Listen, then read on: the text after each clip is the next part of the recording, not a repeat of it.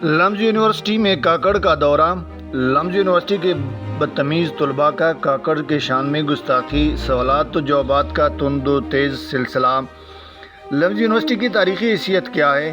کیا اس سے پہلے بھی کسی سرکاری عہدیدار کو لیٹ ہونے پر پوچھا گیا ہے؟ بڑے عہدے پر رہتے ہوئے وزیراعظم کا بچوں کو جواباً بدتمیز کہنا درست تھا؟ کیا بچوں کا بھی ملک کے سربراہ سے ایسے تلخ سوالات کرنا ٹھیک تھے؟ کیا اس واقعے میں کوئی سیاسی مقاصد کار فرما تھے؟ کیا ان بچوں کو کسی نے پلاٹ تو نہیں کیا تھا، یا بچے خود من کے سچے ہوتے ہیں؟ کیا مسلم لیگ کے اہلکاروں کا یونیورسٹی کو فارغ کہنا درست ہے؟ السلام علیکم، یہ تبسم جلالوی اور آپ دیکھ رہے ہیں میرا یوٹیوب چینل تاریخ ناک۔ آج کی تاریخ ناک آپ کے لیے بہت دلچسپ ہونے لگی ہے، کیونکہ آج کی تاریخ ناک میں ہم آپ کو لمز یونیورسٹی میں نگران وزیراعظم کاکڑ صاحب کے ساتھ طلباء کے تلخ سوالات اور وزیراعظم کے تلخ جوابات کا تفصیلی ذکر کریں گے، اور اس دوران کچھ تاریخی حقائق بھی بیان کریں گے۔ لیکن تفصیل پر جانے سے پہلے اگر ابھی تک آپ میرے یوٹیوب چینل کے سبسکرائبر نہیں ہیں تو سب سے پہلے چینل کو سبسکرائب کریں، اور پھر اس کی تمام تر ویڈیوز کی نوٹیفیکیشن حاصل کرنے کے لیے اس کے بیل آئیکن کو پریس کیجیے گا۔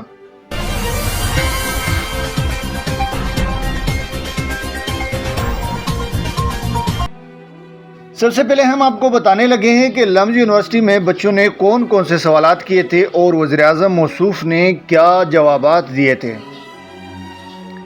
ایک طالب علم نے کہا کہ مجھے افسوس کے ساتھ کہنا پڑتا ہے کہ ہمارے نگران وزیراعظم کو علم کا قدر ہی نہیں ہے، کیونکہ طلباء اور اساتذہ کو 50 منٹ انتظار کراتا رہ گئے۔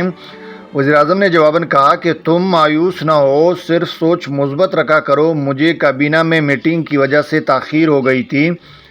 مجھے کابینہ میں آپ کے بہتر مستقبل کے لیے بہتر مفادات کے فیصلے کرنے کے لیے چنا گیا ہے، نہ کہ لمز کے طلباء سے خطاب کرنا۔ یہ تمہیں رضاکارانہ طور پر یہاں چلا آیا۔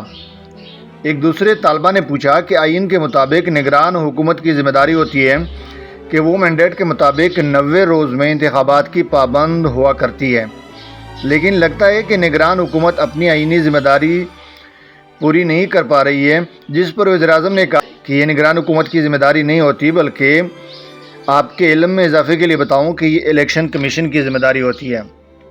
ایک اور طالبہ نے کہا کہ جب ہمارے وزیراعظم کے لیے ملکی مسائل کے انبار ہیں تو وہ کیوں کر لمز آتے ہیں، جس پر وزیراعظم نے کہا کہ میں دیکھنا چاہتا تھا کہ جن مسائل کا مجھے سامنا ہے، کیا ان چیلنجز کے لیے میرے لمز کے طلباء بھی تیار ہیں۔ ایک اور طالب علم نے کہا کہ جب آپ منتخب ہوئے تھے تو کچھ لوگوں نے آپ کے لیے سلیکٹ کا لفظ استعمال کیا تھا، تو کاکڑ صاحب کا جواب تھا کہ میں سلیکٹ نہیں تھا بلکہ نامزد ہوا تھا۔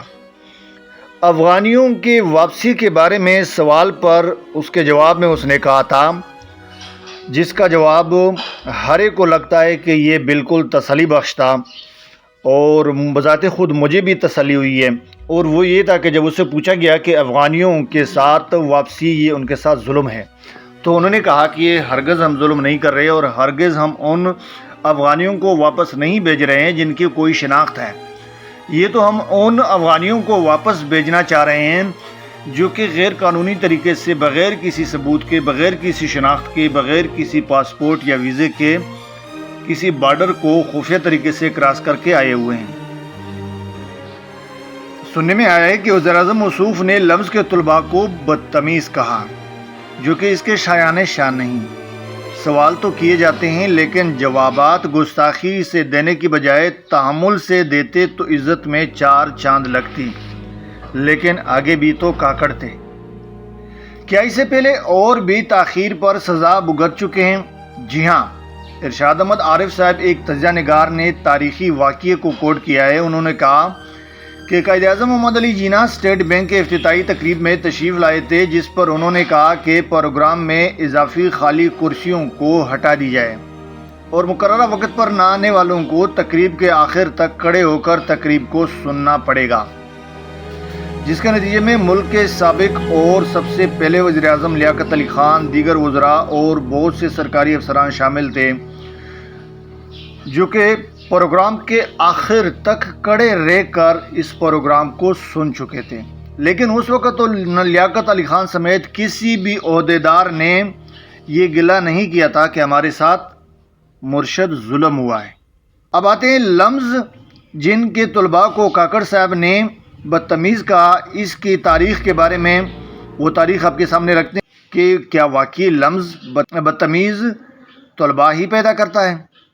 Lahore university of management sciences یعنی لمز کا قیام 1984 میں عمل میں آیا اور مارچ 1985 میں اسے ڈگری دینے والے ادارے کا درجہ دیا گیا۔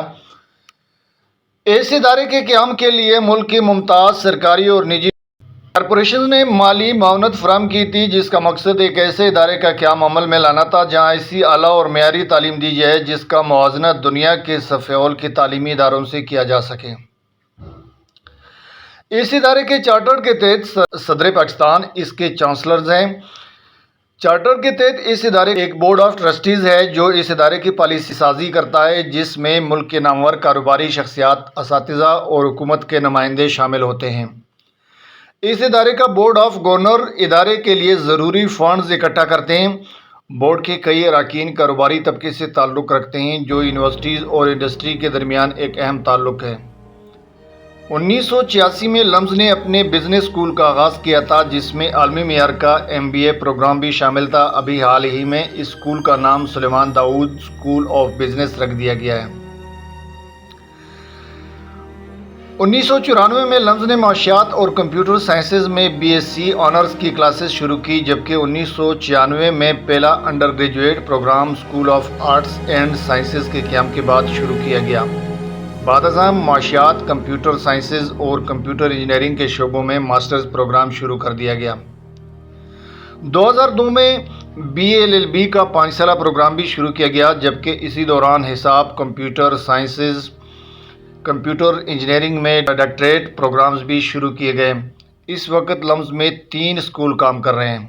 لمز میں داخلے کا طریقہ کار مکمل طور پر میرٹ پر ہوتا ہے، جس میں کسی بھی طالب علم کے ماضی کے ریکارڈ کو سامنے رکھتے ہوئے اسے داخلہ دینے یا نہ دینے کا فیصلہ کیا جاتا ہے۔ لمز میں داخلے کا طریقہ کار مکمل طور پر میرٹ پر ہوتا ہے، جس میں کسی بھی طالب علم کے ماضی کے ریکارڈ کو سامنے رکھتے ہوئے اسے داخلہ دینے یا نہ دینے کا فیصلہ کیا جاتا ہے۔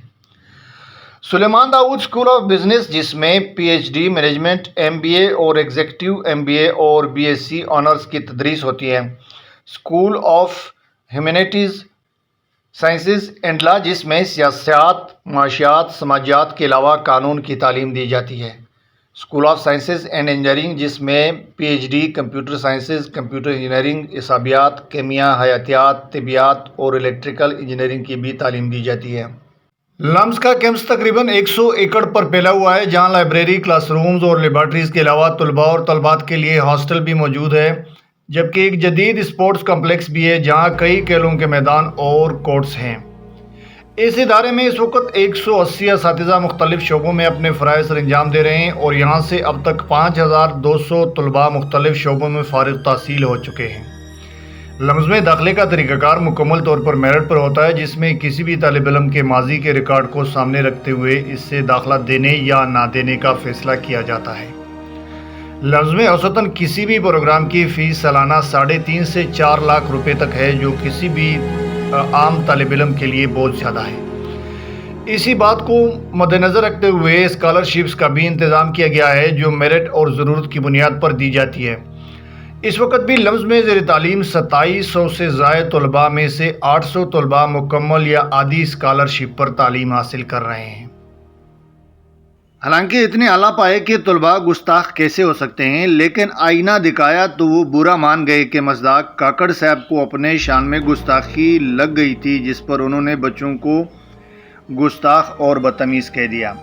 بات رہ گئی ہے بچوں کا وزیر اعظم سے ایسے سوالات کرنے کی، تو اس کا جواب یہ ہے کہ جب یہ یونیورسٹی بنی ہے اس مقصد کے لیے ہیں کہ یہاں سے مستقبل کے سیاستدان، مستقبل کے بیوروکریٹس اور مستقبل کے ملک کے اہم عہدیداران ہی میرٹ کی بنیاد پر یہاں سے نکلنے ہیں، تو ان بچوں نے میرے خیال میں کوئی گستاخی اور بدتمیزی نہیں کی ہے۔ ہاں البتہ وہ اور بات ہے کہ اگر واقعی اس میں کوئی سیاستدان کی پشت پناہی ثابت ہو جائے تو ان کے لیے قوانین موجود ہیں۔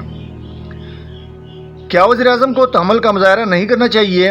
جی ہاں، بالکل کرنا چاہیے تھا، کیونکہ ایک تو اس کے سامنے سیاستدان نہیں بلکہ بچے بیٹھے ہوئے تھے۔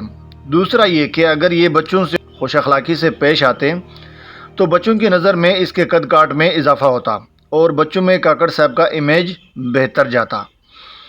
رہی بات اس پورے واقعے پر مسلم لیگ نون کا رد عمل، اس کے بارے میں یہی کہوں گا کہ نو کمنٹ، کیونکہ یہ واحد پارٹی ہے جو ہر مسئلے پر الگ طریقے سے اور خواہ مخواہ ٹانگ اڑاتی ہے اور ایک انوکھے طریقے سے ان پر تنقید کرتی ہے، اور ان کی یہ تنقید برائے اصلاح نہیں ہوتی بلکہ تنقید برائے سیاست ہوتی ہے۔ یہ تھی لمز یونیورسٹی کے واقعے کے بارے میں تاریخی رودات سے متعلق۔ امید ہے آج کی یہ معلوماتی فیچر آپ کو بہت پسند آئی ہوگی۔ آج کے لیے اتنا ہی، زندگی رہی تو اس طرح کی ایک اور تاریخی علاقے کے ساتھ بہت جلد حاضر ہوں گے۔ فی الحال آج کے لیے اتنا ہی، تب تک کے لیے اپنا بہت سارا خیال رکھیے گا اور جاتے جاتے میرے چینل کو ضرور سبسکرائب کیجیے گا۔ اللہ حافظ، فی امان اللہ۔